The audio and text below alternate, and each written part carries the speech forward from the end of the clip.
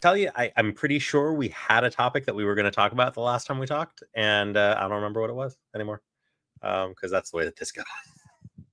I'm pretty sure we were going to talk about something in particular that we had talked about wanting to talk about, and I don't know what it is. So what do you think, Matt?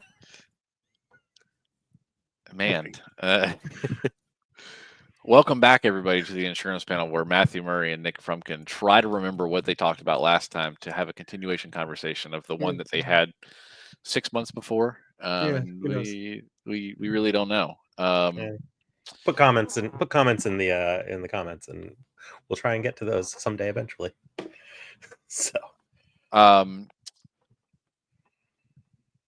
what is going on in the world of insurance today? I would say that it's around this time of year every year that the world's on fire for some reason.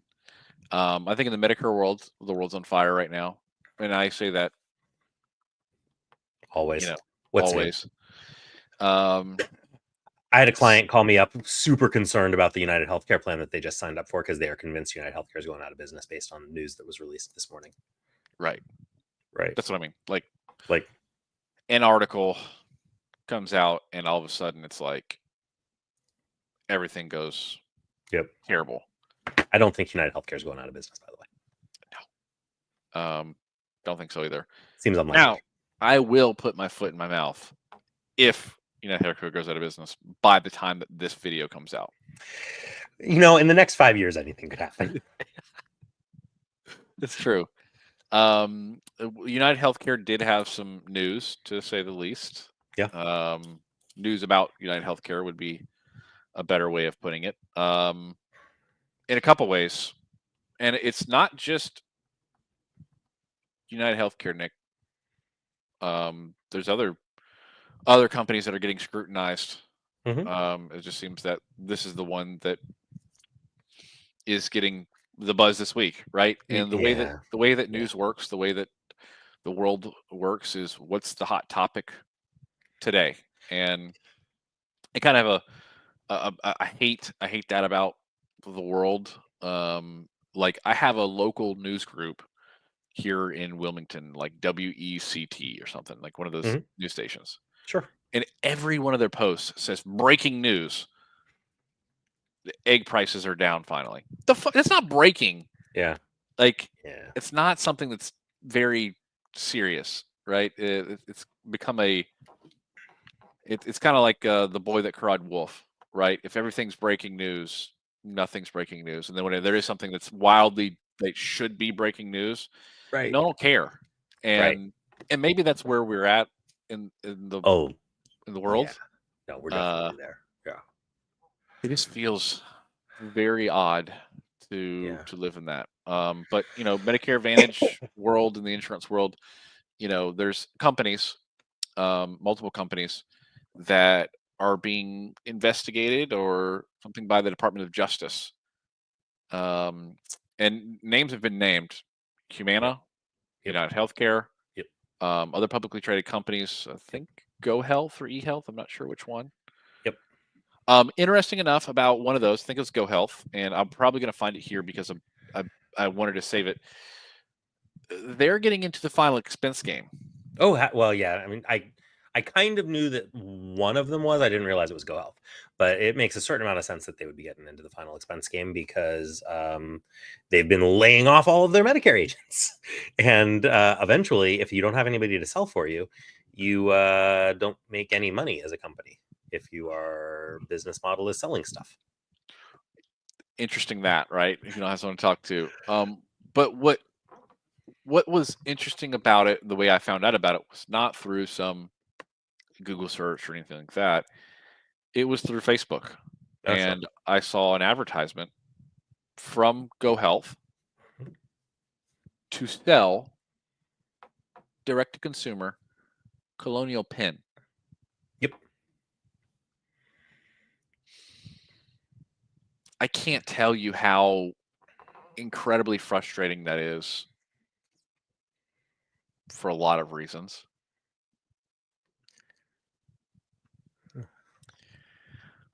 But also, I As have opinions. Well, we can talk about the viability of direct to consumer marketing. Let's do this. let's do it. I'm in. Non-viable, non-viable. I I love direct to consumer marketing as an agent who sells insurance, because the easiest thing in the world to replace is a policy that was marketed directly to the consumer, which was sold to an uneducated consumer who didn't know what they needed or what they wanted. And I'll even go one step further and tell you that AI is not going to make that any worse for me as the agent. Yeah. Worse for the consumer, for sure. But I was just having this conversation yesterday or the day before with somebody who was like, I am of the belief that in 5 years there will be no insurance agents. Everything will be AI direct to consumer. And I was like, you're nuts. Direct to consumer has existed for 80 years, maybe longer. I don't know exactly when it came about, but I know it existed in the 20s.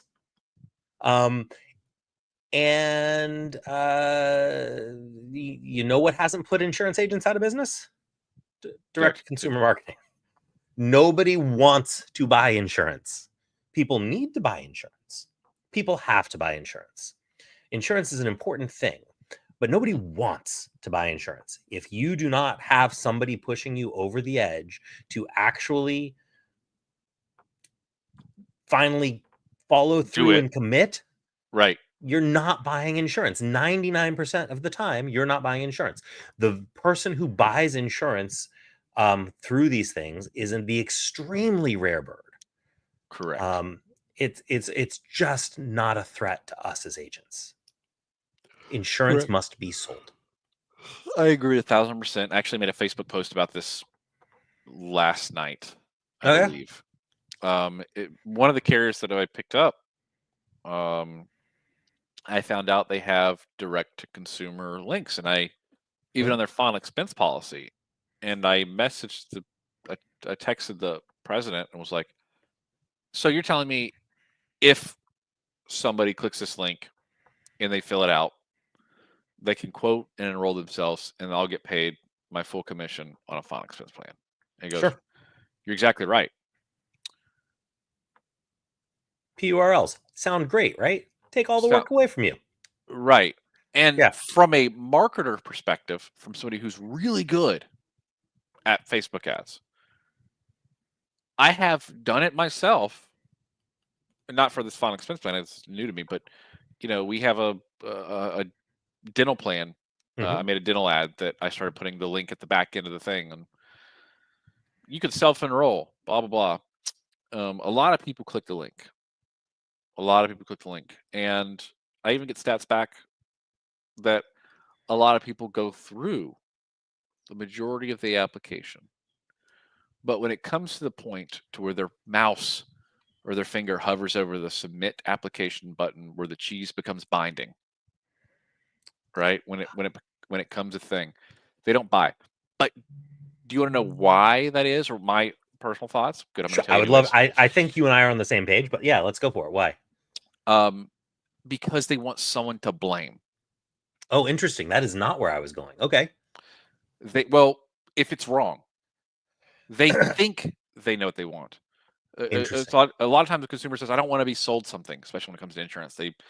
A lot of insurance agents get a bad rap, because, oh, you make sales. And there was a time maybe where a used car salesman and insurance salesman kind of have this coincided weird thing. And they were like, and there's probably somebody that sold some family members some really bad policies and they didn't really need it. And it's kind of a weird multi-level marketing buying insurance thing. So I get there's a stigma behind it, but they want to know that they made the right choice.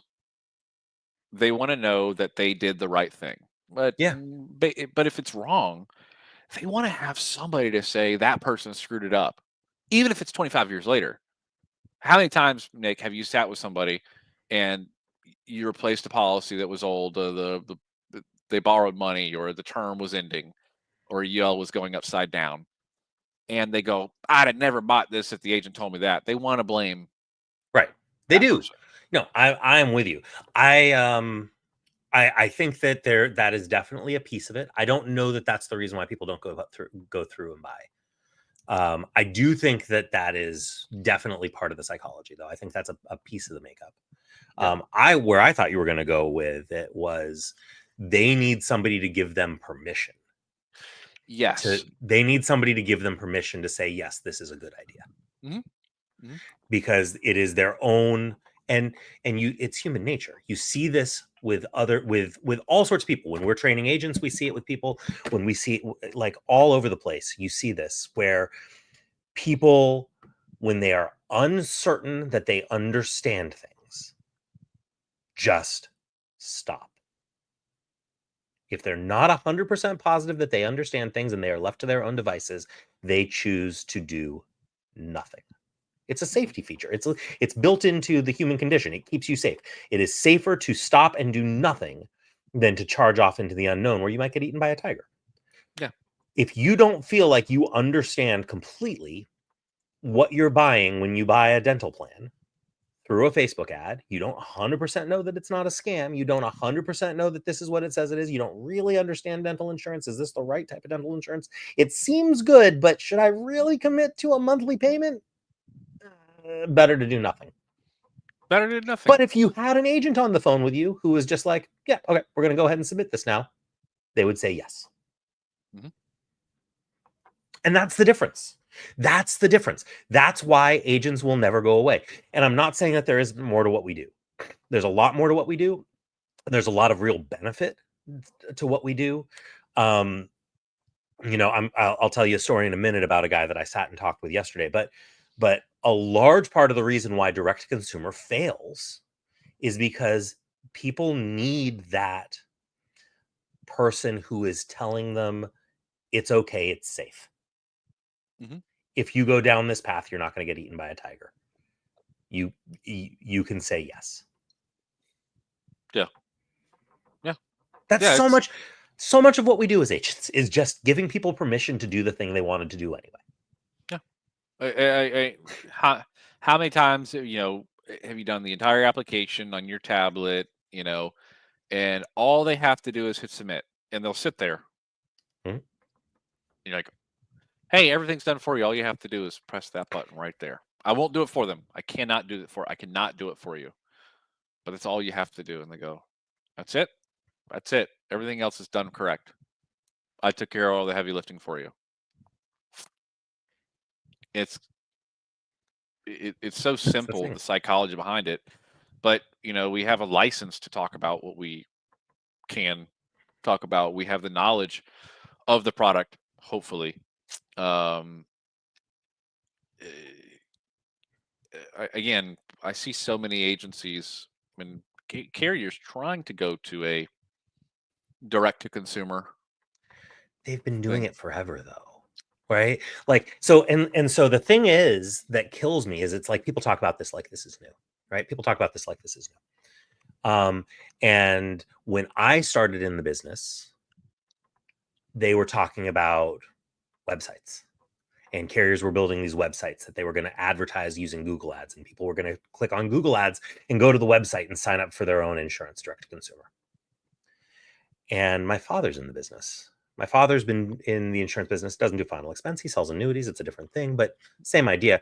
Since the 1980s, since before I was born, he's been in this business since like 1980.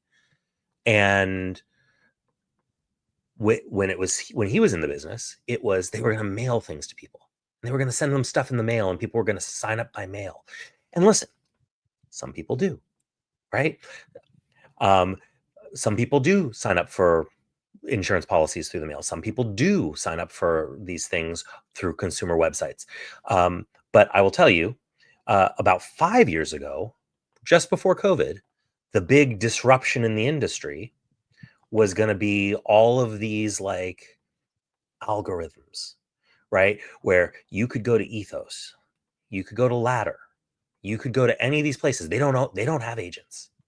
No Ethos agents, no Ladder agents, right? They're disrupting the industry. They're getting agents out of it. And they both filed for bankruptcy, and now they have agents. Yeah.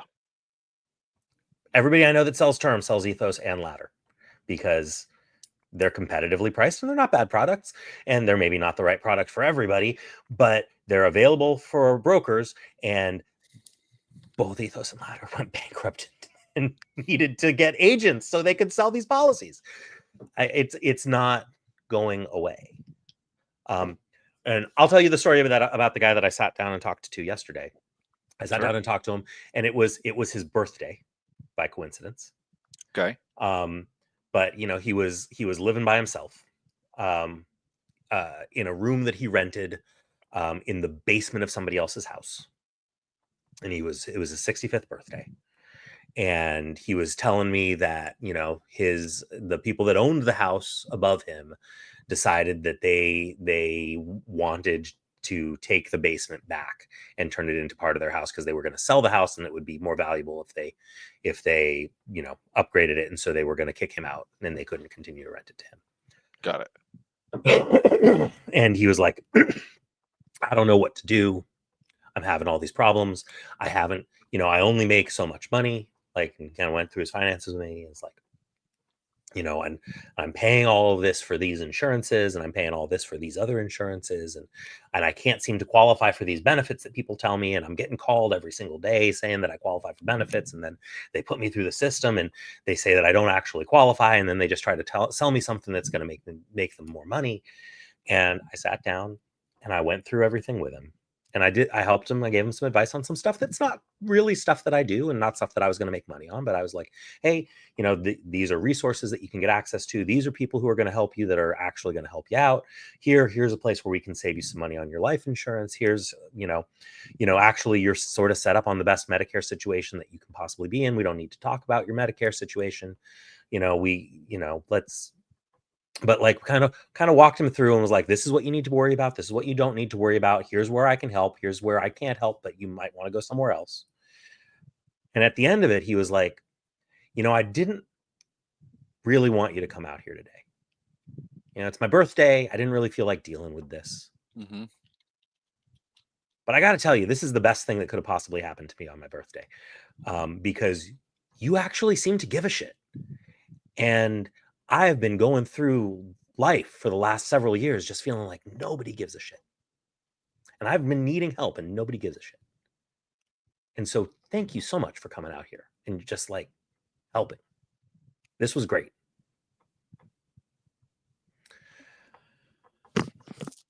That's the other reason why we're not going to go away. Correct. Because at the end of the day, I don't care that millennials don't want to talk to agents. I don't care that, younger millennials don't want to talk to agents. We'll get back to that. I don't care that Gen Z doesn't want to talk to agents, because you know what? When I started in this business, you know who didn't want to talk to agents? Older millennials and Gen X did not want to talk to agents. You know who talks to agents now? Older millennials and Gen X. 20-year-olds are never going to be anybody's ideal market. 30 to 35-year-olds are never going to be anybody's ideal market. But when you become old enough that this stuff matters to you and it's important, you actually want somebody who's going to be your person. A specialist. Your specialist that that you have a relationship with, that you can talk to, that you can call on the phone and not get a call center. Like, these are things that people still value. People haven't stopped valuing these things. And more people are not wanting to talk to the robots and not wanting to talk to the algorithms and getting frustrated and just saying, give me a real person to talk to. Mm-hmm. And this is also, frankly, why I think that phone sales is going to have a real hard time over the next 5-6 years. I think it's going to get harder and harder for phone sales over the next 5-6 years. And regulations are going to make it harder and harder for phone sales over the next 5-6 years. And by the end of about 6 years, I think the pendulum will have swung back and most agents will be doing face-to-face. It is May 2025. When this gets uploaded in May 2030, we'll see if I was We'll right. be geniuses. We'll upload it on nobody will believe that we recorded this 5 years ago. Yeah, we'll upload it on the day that, like, there's a banhammer. The article comes out saying, Go Health is closed. Go Health is closed, and insurance agents are forced to go back to the field, or whatever it is. We'll be the geniuses. I think it's going to happen. Yeah, probably 5 to 6 years. We're starting to see the pendulum swing. I'm Man, starting to see fewer people asking to sell over the phone. correct. Right. I'm starting to like, it's still the vast majority of people are asking to sell over the phone, but there was a while there when you had to talk people into not selling by phone. Correct. Because it is nice, you know, it is nice to not put on pants and make sales. Sure. It is nice to stay at your house and not drive around. It is nice to, not comb your hair every single day and grow a longer beard and, make the same amount of income. Those things are nice. That last one's a trick, though. Yeah. But the human psyche craves human interaction, and we're really starting to see it.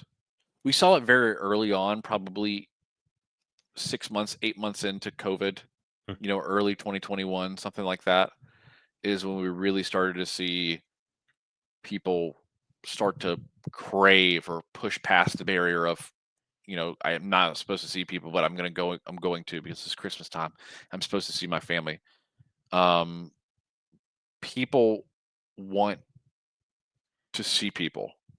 I don't care what people say and do. I mean, I talked to a person who's going to be onboarding us for like a contracting position, and she was like, "Is this work from home or is this something else?" And I'm like, "Yeah, right now it's work from home or Zoom office, blah blah blah." And she was like, "I really want to get back to an office because I'm tired of just talking to my kids and my husband. That's all I've seen over the last 3 years." And she's like, "It was great. I really enjoyed spending time with my family, but I want to see people." Yeah.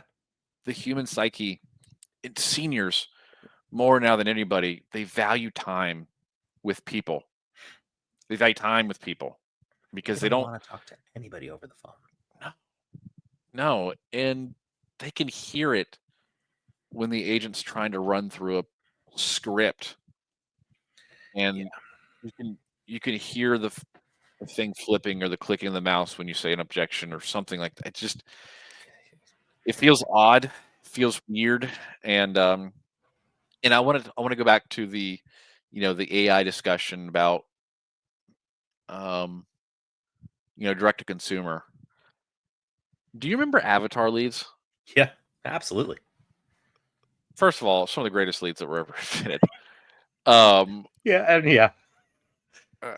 I killed it on them, A right? lot of very sick and a lot of very crazy people, but yeah, they Sure. worked very well and they were super crazy cheap. Yep. It's a good treat. And my whole thing was, if someone said yes to a robot, They they're were going to say it. yeah, It made sense to 100%. me. Give me 100 a Yeah, week. absolutely. I'm gonna And crush it's like the Avatar leads were fooling nobody, right? nobody. Nobody thought Nobody. they were And talking I to a would real human listen to the being. recording and I'm like, how is this working? Like, why are the people saying yes to this stuff? And I would call and I'd book an appointment and they'd say, yeah, I remember, blah, blah, blah. And I'm like, this is nuts. I'm sorry, I don't understand how AI voice is not considered an avatar lead at this point. The law is written really weird. That's how the law is written too narrowly because they didn't want to write it too broadly. Mm-hmm. And that has to do with lobbying efforts from various entities. But the law is written very narrowly so that it just doesn't encompass AI because AI was not a consideration. It will change, I believe. I hope. I'm I don't know. the law will catch up eventually. I'm watching uh this. You might actually be too young for this, Matthew. There was a TV show from the late 90s and early 2000s called The Practice, which was written by David Kelly, who's the same guy who did like Ally McBeal and a bunch of other TV shows. Yeah. And don't ask me why. I go to bed a lot later at night than my wife does. She's always been a early to bed, early to rise person, and I am a night person. I'm up till like 12:30, 1 o'clock in the morning pretty much every day. And so like she goes to bed and I'll like hang around and sometimes I'll read a book. But I've been watching this TV show, The Practice, recently. And so I'm on a season that came out in 1999, right? And in this episode, is a little bit of a ripped from the headlines type of a situation, but in this episode, one of the characters, her superintendent, put a video camera in her bathroom and was uploading soundless videos of her taking showers to the internet. And the problem was it wasn't illegal because the law at the time did not. There was none of the cybersecurity laws existed in 1999. Right. Before anybody thought of any of this. Yet. So it was all wiretapping laws, and it was legal as long as there was no audio to record anybody. There was no law against recording people as long as there was no audio, because it was all about wiretapping. There was no such thing as cybersecurity because nobody had considered it. So the law, and this was the dilemma of the episode. And like, honestly, it's a way better show than I remembered. I recommend people go back and watch it. It's free on Amazon Prime. But yes, sorry, go ahead. I'm going to say something. But the point, because there is one, is that eventually the law is going to catch up. Eventually, lawmakers are going to say, no, we don't want people doing this. But while there are exploits available, people are going to exploit them. Yes. And I mean, the other thing is, realistically, like, who's going to stop them? Like, what do you do if you are a consumer and you receive an avatar lead, an honest to goodness avatar lead, which is fully illegal, but it's generated overseas? What do you do about it? There's nothing you can do about it. Yeah. You can't stop it. You can go after the agent who bought the lead, right? But that's really the only person you can get. And like, that's not even really fair. The question is do you have time, right, or the money to even want to deal with it? And do you have the knowledge base to even where to start? Right. And there would, and I mean, and I know there's like YouTube channels and stuff to, like, you know, make money filing lawsuits against telemarketers. Like, those, like, people are being taught to do that kind of stuff. But like, realistically, like, who's going to stop them? Right. We live in a world that is finding exploits faster than we can plug them. Yeah. You know. Yeah. But I do not believe that agents are going away. No. I think AI is going to be a very powerful tool for agents. But here's the other thing that I told Christian Brindle when I was on his podcast a couple months ago talking about Sunfire and stuff. Because Sunfire's got some reasonably powerful AI built into it. But as an agent who's a local agent who knows my area and who knows my plans and who knows not just the carriers, but the providers where I work, the plan that Sunfire recommends is the top choice, which is the same thing that AI would recommend, is the best choice for the client. It's never a bad choice, but it's the best choice for a client maybe 20% of the time. Yeah. So and it's subjective. Yeah. Well, it's subjective, but you have to take into account things like does that hospital network actually take, like, it theoretically takes the plan, but like, it's a non-preferred thing, and like, most of the doctors aren't going to really want to, and they're going to complain about it, and there's all of these other benefits that maybe this person would be using that they're not. Like, there's a bunch of moving pieces in a Medicare plan that AI is not going to pick up on unless you are able to build a prompt in an extremely specific way, which nobody who's on Medicare is going to even attempt to do. And stuff like Sunfire, which does it for you, gets wrong. And it leaves people open for somebody like me to come in and say, hey, this is a good plan, but you could be doing so much better. You could have these benefits that you're actually going to use, as opposed to these benefits, which on paper seem better, but are not actually useful to you in your specific life circumstances. You know, and you know what agents are taught? Just pick the top choice in Sunfire. Look at the one that pops up the first and say, look, Mary, this is the one that says it compares all of them and tells me the best one. And this is why local agents will always win. Yeah. This is why local agents will always win. If you're willing to put in the time. It is harder to be a local agent, but it is more sustainable. You will win 100% of the time. Yeah. Yeah, I agree. If you're in it to get rich quick, I guess don't be a local agent. But if you're in it to build a sustainable career, you know, like, going and working for a call center is not the way to build a sustainable career. I don't know any call center agent, I know call center owners who this is true of, but I know nobody who is a call center agent who is a millionaire. I know plenty of local agents who have become millionaires. Yeah, I can agree with that. You know who I've never talked to, or I've run into in my career, just going Hmm. back to circling this, I've never talked to somebody who's an ex-Colonial Penn agent, like an Huh. enroller for. Does that make sense? Like Yeah. they're so large. They have so much TV advertising and so much of their advertising. I've never actually, come across a person that I've been like, "What do you do?" And they're like, "I work for, I worked for at one point in my career, Colonial Life, Colonial Penn, Right. insurance." As that when you call into the TV, that was me. I'm the guy that picks up. That's a good point. Never really. I wonder if it's because they're all bankers life agents also. Or if it's just their job satisfaction is super high and they all really love their jobs and never leave. That's what I'm Because you'd saying. think they would leave. Like I run into Select Quote and Go Health and AIL and Globe Life and like former AARP and I've met all of those. You're absolutely right. I've never met somebody who did that for Colonial Penn. Just a thought. Captive Mutual of Omaha agents, everybody else. I've never really talked to captive insurance company reps. Have you spoken to Physicians Mutual people? No. Because they're kind of out all there. You should call up the Physicians Mutual folks. They're a captive agency that likes to broker. You want to know what captive companies think. Physician Mutual is a very easy way to get into the head of how captive insurance companies think. I suspect maybe Combined is also. I don't know. I haven't actually talked to the people who are running the new Combined product. But Yeah. Speaking of that product, would you want to hear some stats? yeah, sure. I love stats. So they have a submitted applications by rate class, Okay. and they have three level policies Mm-hmm. and one graded policy: Mm-hmm. preferred, standard, substandard, and graded. Out of 100%, how much do you think goes preferred? Out of 100%, based on what I'm hearing, I would say maybe 20%.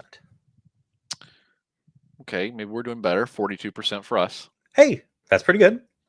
How many do you think goes standard? I would say the majority. I'd say like 60, 70%.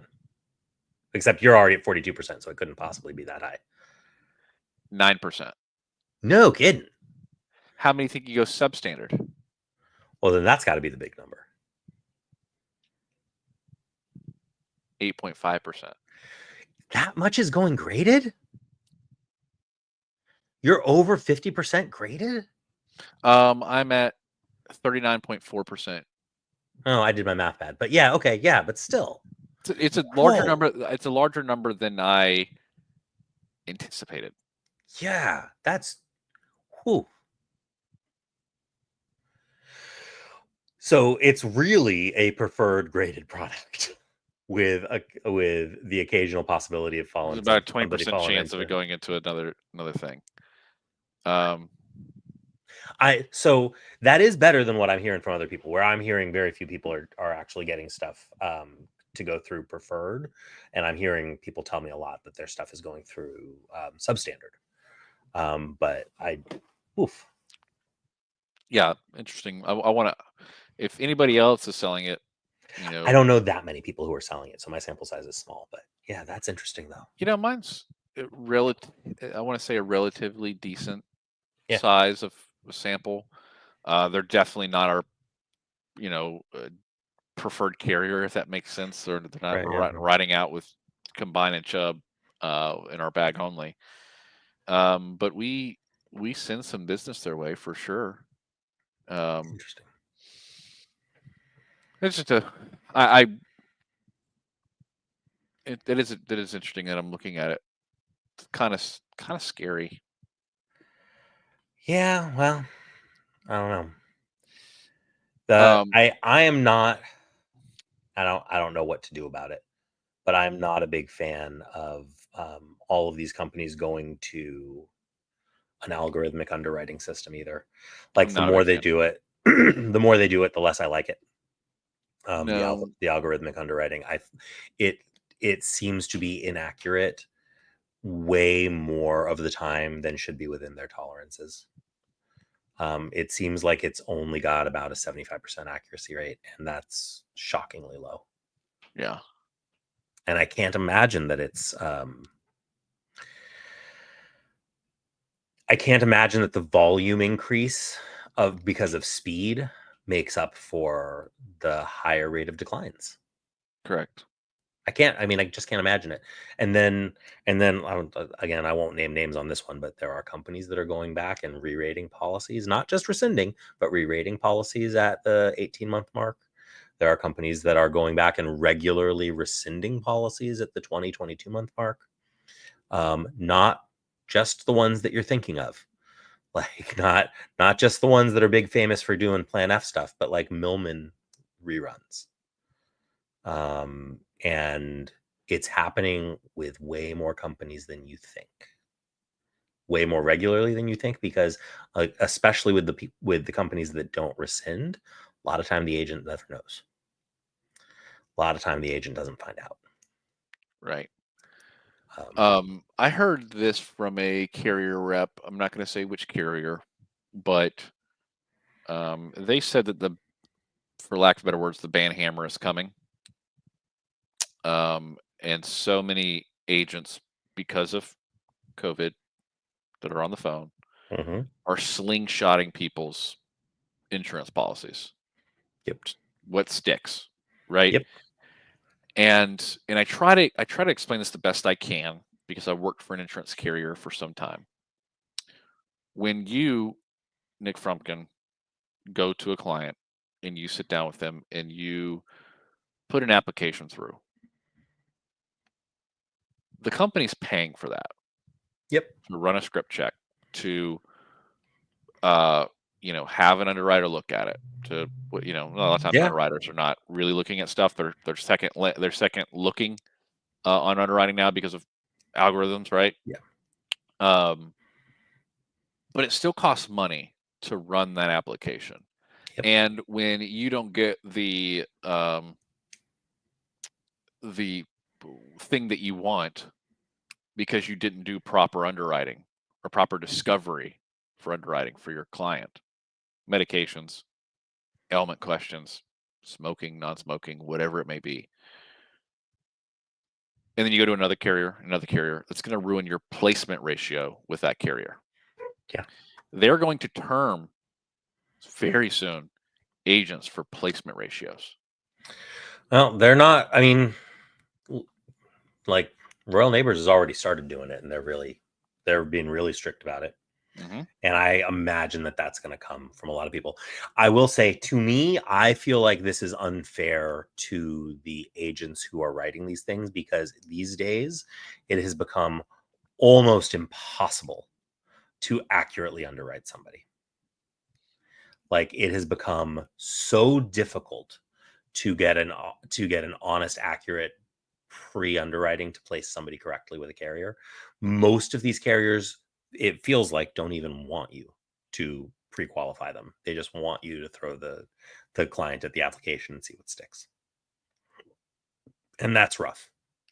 And that is, basically, you know, especially anybody using any of the iCover stuff, where, I mean, there's just no way to know.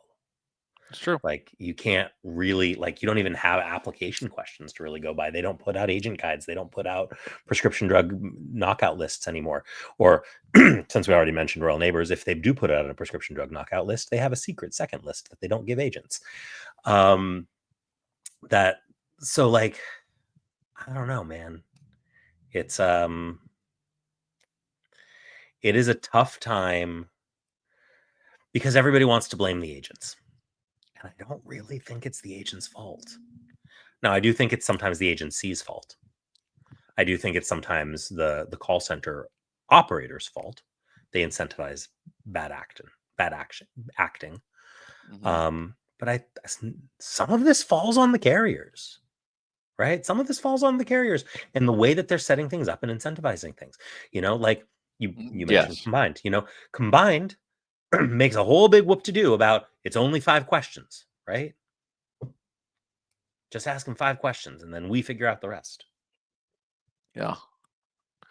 And And good. most stuff is not going preferred. And I don't know anybody who would intentionally not put try to apply for somebody preferred. I'm always trying to go preferred. I don't know any agent who would intentionally not apply preferred. Yeah. Why would you ever do that? Right. Find a different company if you don't think it's going to go preferred. Why are you writing that company if you think it's not going to go preferred, unless you don't think it's going to go preferred anywhere? And it's very rare to run into somebody where you don't think it'll go preferred anywhere. Occasionally, but not often. Yeah. Oh man, I agree with you that maybe they're incentivizing just saying send us applications, right? Yeah. We'll take care of the rest. When I first learned final expense, it was very, very simple. We have 12 health questions, 9 health questions, whatever amount of questions they have, A and B, part 9, A and B, or whatever it is. If you answer no to all health questions, You get approved. Right. If on section B, if you answer yes to any of these questions, they're going Standard. to go standard. Or graded, depending Or on the graded, company. yeah. And if you answer yes to questions 1 and 2, which are usually AIDS, HIV, incarcerated, whatever it is, no coverage. Yep. Very simple. Yep. And they gave me a medication list. And that medication list was extensive. And I was like, why do I need to know all these things? But it also helped because I would look and go, some of this is medication. Oh, yeah, that medication is on the no-go list. I would know not to put that client with that carrier. Right. Pretty simple. It's not like that anymore. Nope. It's not like that anymore. And I mean, this is why, at this point, I don't even understand why people use something like Toolkit. Again, nothing against Chris. I don't want Chris to get mad at me, or Joe, because I like them both. But I don't want nothing against the guys that own Toolkit. I think Toolkit is a fantastic quoter. I think people should absolutely use Toolkit. It's one of the best final expense quoters on the market. It quotes extremely well, but I don't know why you would use its underwriting engine anymore, because on any of these companies that do algorithmic underwriting, the new Transamerica Express app, right? It's not possible to know, based on any of the stuff that you put in there, whether it's actually going to come back that way. I will tell you, one of the first companies that I ever got that did an algorithmic underwriting, I went out and I wrote this woman a policy on a Monday, and it was issued and it was approved preferred.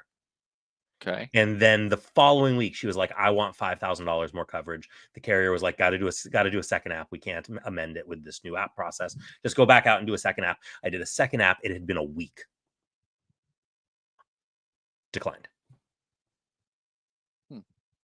Nothing in her life had changed. It wasn't even a new month. There wasn't a new MIB anything. She didn't go and pick up any new prescriptions. She didn't go to the doctor. It was just a week later. You are rolling the dice. Listen, it's gotten better. Millman's gotten better since then, but not that much better. When you're using any of these, you're rolling the dice. You don't know. None of us know. I called the insurance company to be like, how did this happen? And they were like, I don't know. That was their answer. They're like, I don't know. And They now didn't approve her. They didn't give her the extra money, the extra coverage. Now you, the insurance agent, looks like a idiot. How is it possible? I don't know. I don't know either. I wish I had an answer for you. Right? No, nobody knows. There Yeah. isn't a good answer. It's the system guesses. That's stupid. Yeah. So a lot to unpack in today's call. Yeah. Want to leave everybody with something more fun than this? Because I feel like this has gotten really weirdly doom and gloom from a place of like, hey, everything's going to be okay. AI is not going to be the death of us, but AI might be the death of us in a way that we didn't expect. I I watched a movie recently on Netflix because I, like you, and maybe it's the ADHD medications that I'm taking, but I have somewhat of insomnia now, Mm-hmm. and I go to sleep, try to go to sleep around 12:30, 1 o'clock, and then I kind of roll around, Yeah. figure it back out around 3, and then wake up to 7. It's horrible medication. Don't ever take it. The movie is called Transcendence Okay. with I've with heard of it. I haven't seen with it. with Johnny Depp. Okay. And the basis of this movie is Johnny Depp is on the cutting edge of AI learning something. And in the start of the movie, it's interesting if you go back and watch it. In the middle of the crowd that's watching him, Elon Musk is in there, kind of like taking notes because kind of like a little. I mean, this Right. was in 2014. Right. Okay, Sure. you should go Well, back his and watch attitude that. towards Elon Musk was very different in 2014 than it is today. Correct. And so it's interesting to watch it from Yeah. that angle. But the whole thing was is like AI will take over given the opportunity. It will Right. eventually just there's nothing you can do. Once it's got its foothold in the world, you're kind of screwed. And the Hmm. whole thing to shut it down was turn off the whole internet to the entire world. That was it. You should go back and watch that movie I because it's didn't. pretty Yeah. crazy what it came up with, like how they thought about what it could do. Yeah. And it's really not too much of a stretch to think about, if that makes sense. 11 years later. Jeez. And then 11 years later, AI AI is now a daily conversation. Fact of life. It is a daily conversation. I almost assure you that you can't go almost a day, but probably more a week without using AI in some way, shape, or form, or talking about AI. I think AI exists in our lives in so many more facets than most people are even aware of. Yeah, You and know, it happened fast. yeah, it happened shockingly fast. And it's all over the place all the time in a way that I think most people don't expect. And it's Yeah, not all bad, right? Some of it's pretty good, but also some of it is like cheap shortcut shit. yeah. Like, Finding those things to exploit before they're plugged. right. And AI can find it really rapidly and tell these weird people that they can do these things. But AI is not going to take over your job. You're an agent. Um, you're We're going one to of be the few fine. industries that's genuinely safe, I think, because we're in an industry where things legitimately must be sold. Because taking it back to the beginning, people aren't going to take that leap, or they're going to want somebody to blame, or for whatever reason, insurance has to be sold. Nobody ever wants to buy insurance. No, Any nobody, insurance. nobody wakes up on a Tuesday and goes, "I would like to buy insurance today." Yeah, today's the day. Oh my goodness, I'm going to go insurance shopping. Like, they may have to. They may buy insurance on their own because something kind of forces their hand. Correct. But nobody yeah, insurance has to be sold, always has had to be sold. Every line of insurance, I don't care what type of insurance you sell, you know the only real exception to this is going to be like the people who absolutely are required to buy some form of insurance, like you're buying a house and they won't give you a mortgage unless you have insurance, Hmm. right? Like, and then in those cases maybe AI will replace those agents, maybe. Maybe, probably not. Um, Not. And you know what? Those types of policies don't pay very well anyway. That's not like what anybody's building their career on, right? yeah. Yeah. A lot of PNC companies, like State Farm, Mhm. Farmers Bureau, etc., they get you on their property and casualty rates for Right. their home insurance, for their car insurance. But they sell a lot of life insurance. It's really not great policies. I would Nope. say that. but they're sold because the person already has their car with them and they get Yep. cross sold, and they're masters at cross selling. Masters at it. AI is never going to cross sell somebody. AI is never going to call somebody and be like, "Hey, let's talk you into buying a life insurance policy." Correct. So I you're mean, fine. maybe, but like, I just don't see it. Right? It's I not mean, happening. maybe AI will pass the Turing test and it'll be different. But Yeah, um, I think we're gonna be fine as agents. I think you who's watching this, whether you be a consumer, whether you be an agent, you're gonna be a-okay. AI is not taking over. We'll be fine. And more importantly, if you are an agent, you could just buy leads and talk to people talk to people. They want to who talk to you. who are not excited about buying insurance, but they saw something in the mail and they took the time to fill it out, lick it, put it back in the mail, put the flag up. There's a lot of thought process that goes to getting you a direct mail piece back in your hands, and you Yep. don't understand how powerful that is.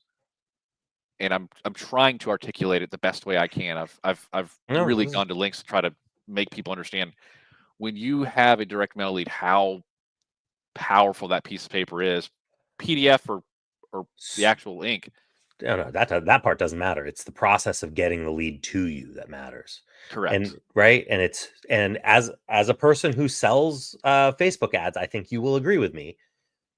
There, the value of all of everything that goes into getting a direct mail lead from the prospect to your hands as the agent makes that lead so much more powerful than any Facebook ad. Even the best Facebook leads, and your Facebook ads are really good, Matt, but like they're Yeah, I they're not as good as any direct mail lead.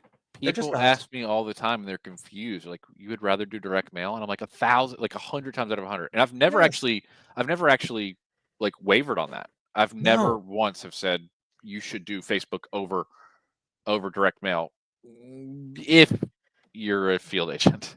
Right. I th- Well, right. That's the thing. But right. yeah, the thing. But Like direct mail. Yeah, anyway, we're gonna go off into a different episode. yeah, next time we're gonna forget to talk about this, and you're gonna hear something else. But you wanted to say something about not getting it loom and doom and AI taking over before Yeah, we we should before, like something happy. I don't feel like we've ended on a particularly happy note. This is still sort of sad. But your agents are going to be, I mean, yeah, agents. You're fine. This is a great job. This is like the best job you could possibly have. If you like doing this, if you like being in sales, sales is not for everybody. But if you like being in sales, you can make more money in less time and have a better quality of life doing this if you do it right. Yep. Not if you're on the phone, but if you're out doing it right, you're going to have a really good quality of life, make a really good living, meet interesting people, have good stories, You're gonna and have like great stories. just right, like just like live an interesting, fulfilling life where you're helping people genuinely, getting paid well to do it. And like, I don't know what more can anybody ask for? You I think you explained this to me one time, or you have this, and I have some cool stories too. But the clients that you're gonna get are sometimes like famous people, Yeah, and they need insurance too. everybody Or needs like insurance. they're connected, or they have some story of somebody they're connected to that you can be like, really? And they'll like call the person on the phone, they're like, hey grandma, and it's like some huge football star, and you wrote their grandmother T65 policy or something like that. Yeah, absolutely. It's so cool that like you even get the opportunity to do that. It's rare, you get a chance, but you get a chance, and those are people that still need insurance. It's they you have Josh Lustig said this. You have what the people need. Yep. You just got to be there when they need it, and Yep. when it's time. And I think that's a really good way of looking at it, and just make sure that people know that you are the right person for them because you're a trustworthy person. Um, yeah, it Yeah. and I urge anybody, and we're gonna get you out of here, Nick. I urge anybody, if you're watching this, find me one insurance agent, true insurance agent, who is the owner of their agency, or they have full control of their business. They're not at a call center, anything Right. like that. Find me one that is unhappy after doing this for 10 years. You won't. You won't. I would take that bet. You will I not. I don't think anybody will find somebody who's been doing this for 10 years who is unhappy with their life choices. And I'll even tell you this: go to different lines of insurance, property and casualty, life, health, short-term medical, just cancer. You know, there's some people that just sell dental and cancer plans. Like Yep. I met a guy today that the majority of what they do is they go in on that angle, right? Yeah, sure. It's a great door opener. If you know what you're doing, that's a fantastic door opener. Group plans, whatever it may be. Yeah, absolutely. Go talk to each one of them. Each one of them are going to be happy. It doesn't matter the type of insurance you're in. Insurance is a sector of business. And if you look at the world, or the pie of business in the world, insurance sector is like 23% or like 30% or something like that. It's huge. It's huge. It is. And so many opportunities within it, and you won't find one unhappy person that's been doing it for a while. For sure. I urge you to find one and tell me when you find that person, because you won't find them. And no, they don't exist. And that's always given me peace, even when I've had rough days or rough weeks. That even if you suck, you're in a position to continue to grow no matter how bad you are. And I think that's cool. And you should too. And we're done and we're out of time. And Nick's going to be in trouble if he doesn't. We're giving Nick enough time to go pee-pee. Give me exactly 3 minutes of buffer. So I'll talk to you guys later. Leave us comments. See you guys. Remind us what the heck we're supposed to talk about next week. And, remind us from the previous video what we didn't talk about on this video about what we're supposed to talk about next time that we'll forget by the time that we remove this. Bye, guys. Professional podcasters, Matthew. Bye.